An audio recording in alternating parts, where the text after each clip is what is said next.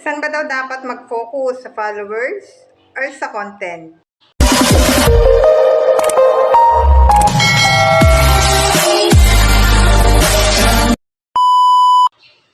Kung may content ka nga at wala ka naman followers, sinong manonood sa iyo kung hindi naman pinapakalat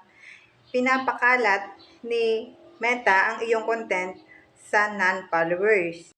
Kung marami ka naman followers, tapos wala ka namang content, anong papanoorin ng mga followers sa iyong account? So, dapat magkasama yan, ang followers at ang content. Dapat combine. Dapat magkasama yan na gagawin kung ikaw ay monetize na dito kay Meta at kung ikaw ay content creator. Kung halimbawa sa experience ko, nag-upload ako dito ng content everyday dahil ako dito ay content monetize na. Nag-upload ako dito ng long form video, ng reels, ng picture post. So, content yon yung mga sinasabi ko na yon. Everyday ako nagpo-post. At yung followers ko ay 9.8 lang, wala pang 10k, sobrang baba. So, lahat ng 9.8 na yan, hindi naman yan nanonood lahat sa content ko. Piling-pili lang. So, hindi ka talaga dapat mag-focus sa followers. Dahil hindi naman lahat yan susuportahan ka. Ang magandang gawin, pagandahin ang iyong content, dapat may aral, may value para panoorin at tapusin ang iyong video. Dahil hindi na ngayon padamihan ng views. Hindi na yan sukatan ngayon para kumita dito kay Facebook. Dati ganun, kapag million views, paldo-paldo ka na. Ngayon, ang million views daw ha, kasi wala pa naman akong million views. Sabi ng mga big content creator ay sobrang baba na daw ng million views ngayon. Dahil dito nga sa update ni Meta na patagalan dapat manood sa content mo. Hindi na siya padamihan ng views. Patagalan ng manood ang iyong audience. Ang followers mo or non-followers ay dapat matagal manood sa iyong content. Pero maganda din na may followers ka. Pero huwag ka mag-focus sa followers lang. Dapat gumawa ka ng original content. Yan.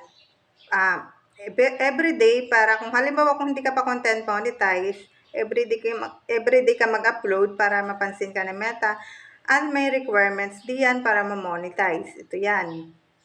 Ito yung requirements natin para ma-monetize. Kung hindi ka pa monetize, ay basahin mo na lang. Isa-isa iyan at napakadami talaga niyan. Nakalagay diyan ay 10k followers, no? Pero ako monetize na 9.8 pa lang, wala pang 10k. Kasi bagong update yan. Palagi naman nag-update si Meta. Yung iba, nababasa ko sa aking FYP na-invite sila sa content monetization nang wala pa silang 10k followers. So, hindi ko alam kung totoo yun dahil nakita ko lang dumaan sa aking FYP. So, kung ganun ang mangyari sa'yo, edi mas maganda. Kung halimbawa mag-aantay ka pa ng 10k, ay mahirap, 'di ba? Kasi mahirap talagang padamihan ng followers. Kasi yung iba, nag-unfollow. Kaya kahit ilang taon ka na dito, ay sobrang baba pa rin ng followers natin dahil ganito nga yung iba, nag-unfollow talaga sila. So, yun nga, para magka-earnings daw, para pasukan ng earnings, kung followers or content, para sa akin po ay pagsamahin iyon.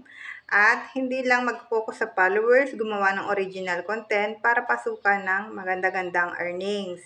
Dahil mababang bigayan ngayon, ay ang aking suggest ay dapat everyday ka mag-upload sa iyong account para everyday kahit sentimo na papasok diyan sa iyong account ay may ipon yan at masasahod mo din soon.